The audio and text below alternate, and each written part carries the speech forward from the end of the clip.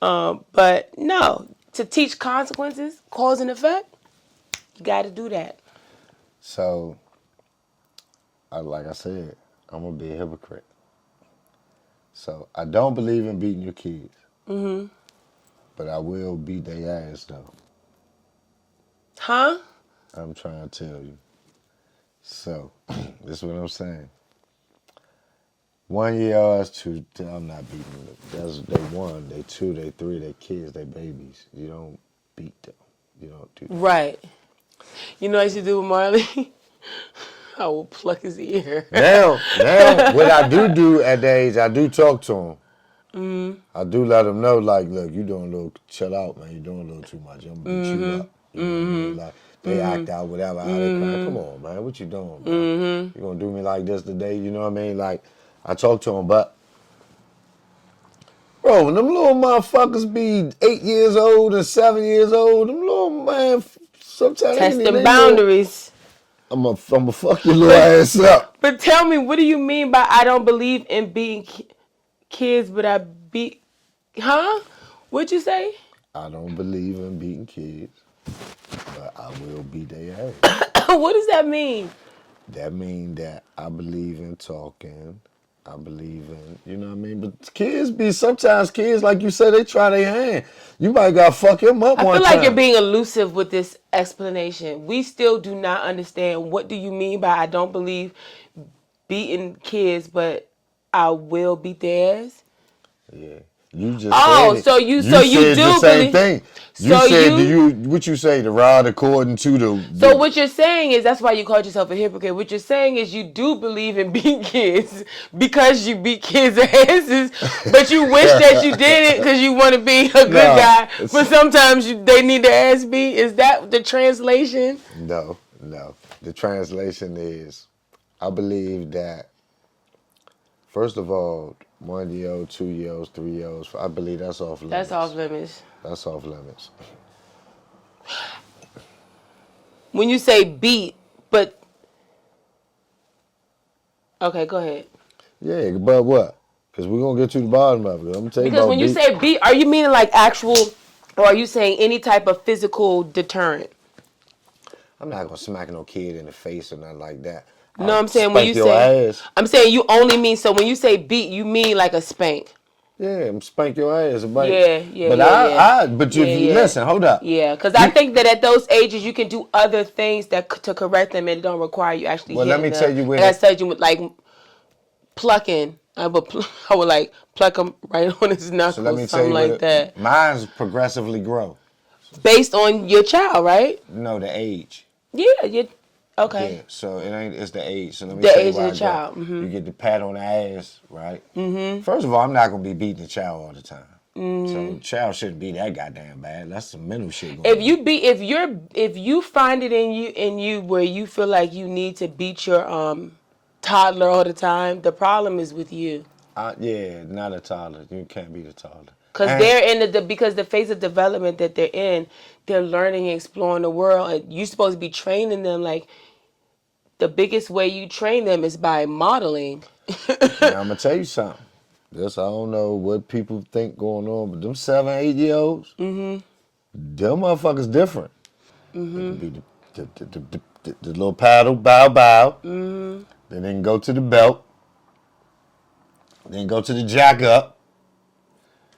You can get to a punch or two. It's a couple of, it's a lot of, yeah. And it's going to eventually, you know what I mean? Yeah. This motherfucker going to go to the roof. This motherfucker going to go and get pushed off the end. No, I'm just playing with the kids. I'm just playing. But look, no, I feel you. My oldest sister had a son first. My oldest sister. And she be like, after search, she was like, I ain't nobody got to, I'll punch him right in his chest. I said, what? But I was so young at that time. She's like, you can't discipline boys like you discipline girls. Now I can't hit girls. You can't hit. But let me tell you something. They little ass bad. If you get out of line. My son is about 6'5", 200 pounds. He's gonna take that. He's nigga stun gun. You need some mason shit. I know, some right? mason or stun Somebody gun. told me I need to get some. The best thing for a female for self-defense is mace. I don't know, because I be eating that shit. I ain't even scared of the mace. And let me say this, listen, this for men. I do feel like there's been a miscommunication with a lot of men with the way that they treat their mother. And I come up under a law where it really don't matter what your mother do. You never disrespect your mother. You never raise your voice at your mother. You never talk back to your mother. That's your mother. A lot of us that grew up who mothers was addicted to drugs or wasn't around, we grew up with that resentment of not having a mother, right? But still, right, it ain't nobody on the planet gonna say a motherfucker thing about my mama. You know what I'm saying? They ain't doing nothing to my mother. Nobody. I don't give a fuck who it is. You're not talking about my mother in no negative way. Even though I feel some kind of way, right? But that's my mother. That's my grandmother. My sisters, yeah, we may beef, argue, go back and forth. My girl, yeah, we may beef, go back and forth. My cousins, yeah. My mother, my grandmother, and I got some aunts. It sounds like respect for your elders. Not true. But a lot of people, a lot of the guys now who mother wasn't there for them, who mother kind of left them alone, they feel some kind of way, and so they talk to her any kind of way, and they don't have any respect.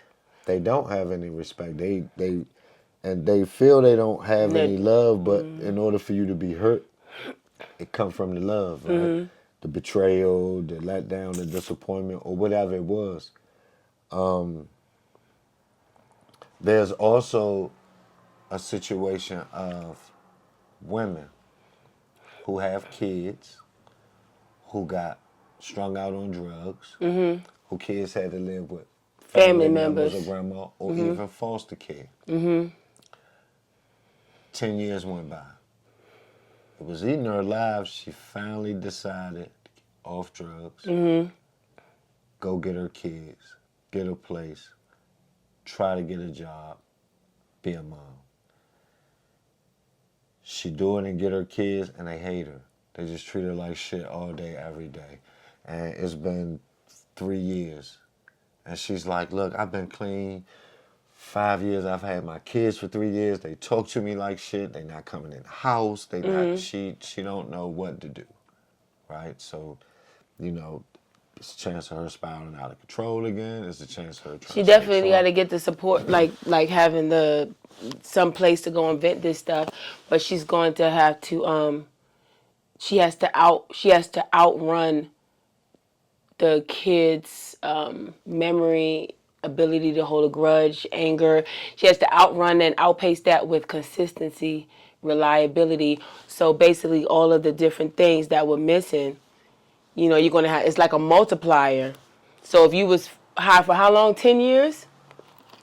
It might take 15 years. It might take 3 years. But it's not good just because you've gotten to the place. And this is the one thing that a lot of times why addicts relapse is because when they get clean and they realize everything that they did and they feel like they're taking accountability for things, they might be apologizing, they might take on more responsibilities, and they don't get the feedback or the desired results that they want within a time period that they deem it's been long enough for you to get over whatever it was that they did to you, then that can cause problems. And then a person can be with you too, and then also with the sobriety, they be like, man, why am I even doing this? I'm doing this for y'all. Y'all talking to me like trash. And it's easy to go down that place. That's why it's important to have a sponsor, to be in programs, to have that support. But you also have to, the part that you missed out on, though, is that when it comes to being a parent and kids, they going to frustrate you and make you want to quit. I feel like I quit my mom job every other day, but there isn't really any quitting. And so you have to show the consistency.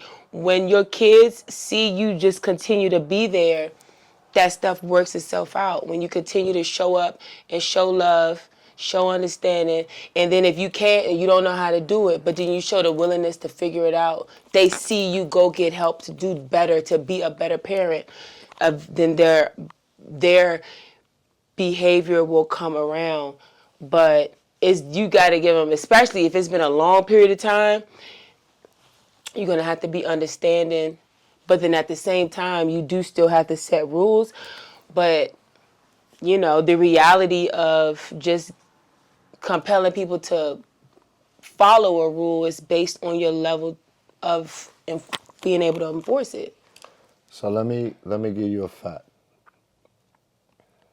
I want to say something to parents. I really want to be as serious as I can be about what I'm about to say because it's a fact, right? In Southeast and Northwest and Maryland, right, I experienced the same things. From the age of 8 to 31 is the danger zone for our kids. 8 to 31? 8 to 31. Okay. I don't want to be a conspiracy theorist always about the water and the food on this subject situation, but let me tell you something. When your kids are 8, 9 years old, 10 years old, 11 years old, you don't know the things that they are into. Me, I'm the person in my community, me, Dizzle, Baller, a bunch of us, we out here, and the 9-year-olds out here, the 10-year-olds. You be shocked at what you hear. No, I mean fucking mind blown. And we stepping in, but we more so stepping in to redirect as opposed to what you doing. Lecture. Right. So they're around. They press to be around. And as they been around, they press to show us what they on. Let me tell you something. That's no lie. At a 10-year-old, 2 10-year-olds, we outside, they come through. Man, give me $10. Give me $10 every day. Give me $10. Give me $10. They play football and shit. So, man, Ballin' be in the street playing football with him. He quarterback for one side, quarterback for the other. We playing football. Give me $10. Give me $10. We get them $10. But now they coming through flashing their little money. Yeah, I got $60. You know what I'm saying? Like, it's all about the money with me. You know what I mean? Every day they come through flashing their little money. Wait a minute. This is after a couple weeks of them getting $10 from me? They doing this every day. So I don't know what else they doing, but even when they getting $10, they fake flashing their little money. Right? So now listen, let me tell you, because I want parents to hear it. I shouldn't laugh. It's not funny. So now I just had the visual. We out here one day, right? They talking about they want to be trappers. Oh, no. Yeah, that's not funny. So listen. So I'm like, huh? So like, yeah, I'm going to be a trapper. I'm going to be one of the biggest trappers watching my head that bag.